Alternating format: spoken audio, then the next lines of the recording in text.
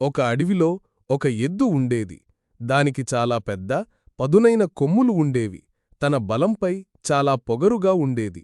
దారిలో కనిపించిన ప్రతి జంతువునూ తన కొమ్ములతో బెదిరించేది. ఎవరైనా ఎదురు తిరిగితే వారిపై దూసుకెళ్లి గాయపరిచేది. దాంతో అడవిలోని జంతువులన్నీ భయపడిపోయాయి. ఎద్దు వస్తుంటే చాలు, దారికి అడ్డంగా నిలబడకుండా దూరంగా వెళ్లి నిలబడేవి. అందరూ తనకు భయపడుతున్నారని చూసి ఎద్దు పొగలు రోజురోజుకు మరింత పెరిగిపోయింది. ఒకరోజు ఒక చిన్న తేనెటీగ ఆ ఎద్దును చూసింది.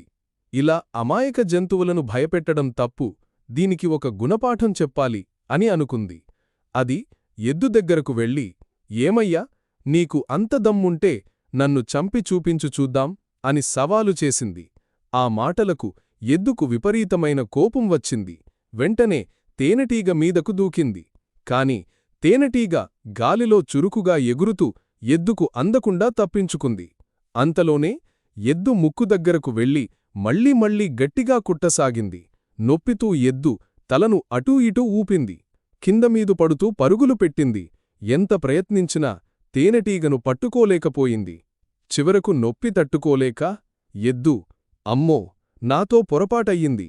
ఈ ఒక్కసారి నన్ను వదిలేయి, ఇకపై ఏ జంతువునీ బాధపెట్టను అని వేడుకుంది.